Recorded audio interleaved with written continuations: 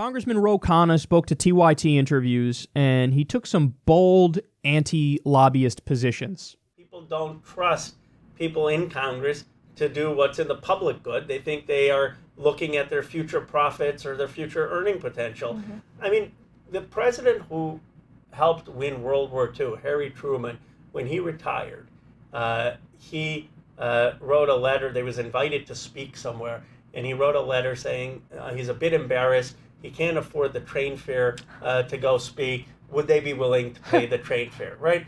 That used to be public service.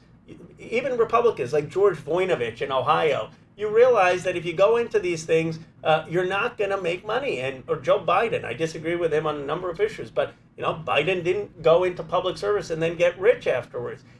And yet something has now changed in the mentality where people think that working on the Hill or going to Congress is not just about contributing.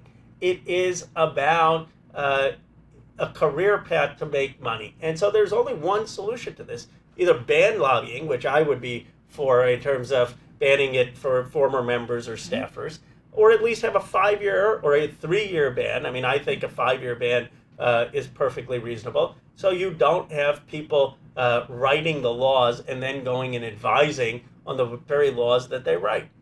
It's, they can go join Jack Abramoff and make pizzas. That's what he's doing now, right? Well, he was. He was banned. The sad thing is, we get outraged on the Jack Abramoffs, but what we don't get outraged about is the legalized influence of lobbyists and special interests. So these people are not doing anything that's illegal. Mm-hmm. They're going there, they're working on these bills, and then they're going out and making $500,000, $1 million by advising on it. And the joke among members of Congress is all of their staff members leave and get much richer than they can do because they write this legislation and then they go to the Hill. So this has to stop. And it's not even partisan. I feel like this was whether it's a Republican, a Democrat, people are just offended by this. And the proof is our numbers. I go into Congress every day saying we've got an 8% approval rating, right? I mean, and that is the respect. People have lost the respect for public service. And it's not because they're bad people, but it's just in this system that has become more about personal gain than the public good. So that'll lead to my last question. Do you think that the Democratic Party should ban lobbyists from being voting members? I do. Boy, was that refreshing to hear. Those are not positions that are often taken by even some of the better Democrats in there. So recently, Ro Khanna won re-election in a landslide. You can see why that is. You can see why. So there's a few points there. Now, I do have one slight disagreement with him where I'm actually just more lenient about this than he is. I'm not even against the idea of politicians being compensated fairly. Like, I'm fine with them making a lot of money, but there's a trade-off here. I will allow them to make more money. I'll increase their pay if we ban legalized bribery that we now have in our system. So we need a total public financing system where they're not allowed to raise money from private interests.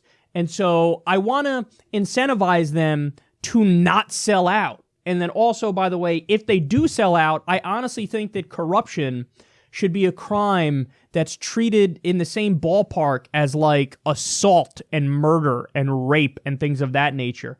Because that's what erodes a civilized society, is when you have just rampant corruption and the politicians are not looking out for the public good anymore.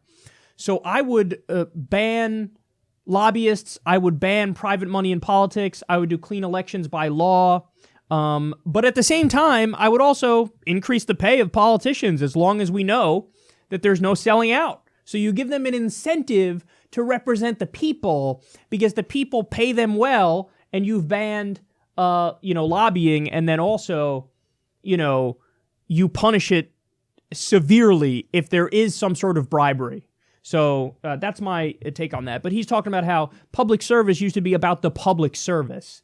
Like, you wouldn't make a lot of money, but that was fine. You weren't getting into it to make a lot of money. You were getting into it to serve the people. But now, it's all about selling out to private interests and getting paid. And he's describing that in great detail here. So he points out correctly that, hey, listen, it's the system. It's not the people. It's not like, the people in Congress. It's not like we randomly have a bunch of really terrible people who are psychopaths and who are worse than the rest of us that are in Congress. No, it's that they're the same as everybody else, but the incentive structure in the system is such that it rewards legalized bribery and selling out to Wall Street and big pharma and the for-profit health insurance companies and the military-industrial complex and all that. So that's the problem. So you fix the system and then everything is fine. But if you don't fix the system and you incentivize all these terrible things to keep happening, they're going to keep happening. And it's not because they're bad people. I like how he points out that Congress has an 8% approval rating, usually oscillates between like 8% and 25%. But yeah, that's what it is. So he understands how deeply unpopular the institution he's in is. And then I love the fact that he's just willing to say it. Like, yeah, ban lobbyists. Ban lobbyists. I think we should. A rare voice of reason, and he's a strong populist lefty. And he really has become the ideas person in the Democratic Party.